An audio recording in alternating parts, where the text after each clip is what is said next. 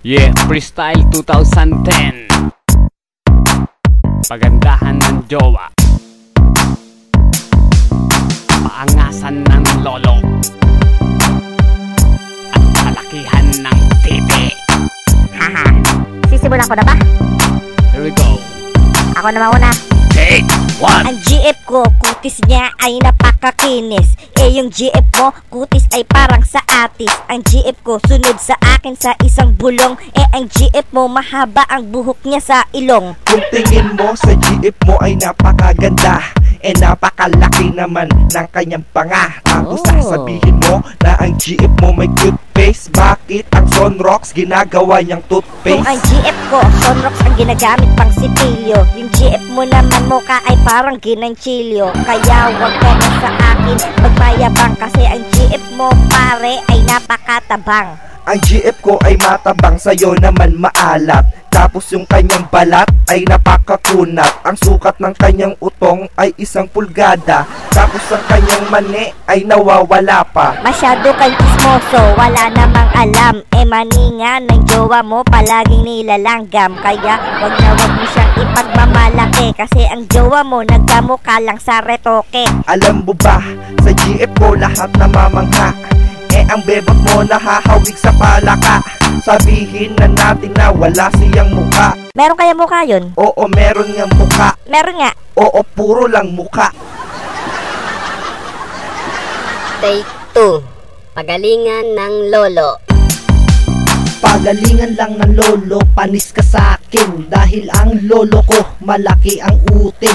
Yung huli niyang biniyak, ang matris ay wasak. At balita ko na pati ang abdo ay pisak. Titi pala yun, kasi akala ko ugat. Kasi titi ng lolo ko 3 nagbubuhat. Yung huli niyang tinira, natagpo ang patay. At sabi sa imbalsa mo na pino ang atay. Alam mo ba ang lolo ko, ang chicks niya ay 8. Pero Lunes hanggang Biyernes lang, iba pa Sabado. Ang lolo mo nakita ko, ang chicks niya ay pilay. At ako'y napasigaw, kala ko na buhay na patay. Sabi mo ang lolo ko, ang chicks niya ay pilay. Yung chicks nga ng lolo mo nabubulok na yung puday. Mga mukhang standby doon sa Mart 1. At ang mga pek-pek nila'y may langgam. Yung lolo ko malakas pa magbuhat.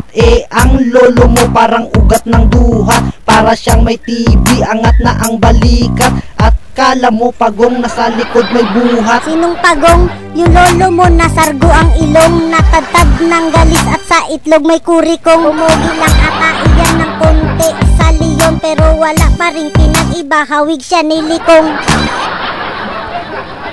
Take 3. Patigasan ng titi. Here we go. Kung patigasan lang ng titi, mas matigas ang akin. Lahat nasa sarapan kahit di na virgin. Di tulad ng sayo, ang titi mo'y malambot. Malambot, malambot, pati ang betlog. Paano mo naman nasabi na ang titi ko'y malambot? Baka kapag nakita mo to, ang puwet mo ay matakot. Ang titi ko'y tigasin, laging nakatayo. At tuwid na tuwid, di gaya ng sayo liko. At tuwid na tuwid daw ang titi ni Kungas. Kanina lang merong nagsabing titi mo'y pingas. Nakakatawa at wala pa yan sa hulma. Tumitigas lang iyan dahil sa Viagra. Viagra, kailan may hindi ko yan kailangan. Dahil ang titi ko mas matigas pa kay Hokogan. At di ito pingas, kaya wag kang magmagaling. Ang titi mo mabaho tulad ng kay Marduling. Oo nga, si Marduling talagang napakabaho. Pero di naman ganun kabaho ang aking buto. Ito ay patigasan, sa'yo parang Hokogan. Sa akin ang tigas naman ay parang kay Betlogan. Si Betlogan, tumitigas sa kanya betlog lamang. So tumitigas pala sa'yo betlog laang. At paano mananalo kung ganyan lang yung titi? Matigas nga pero takot sa mani.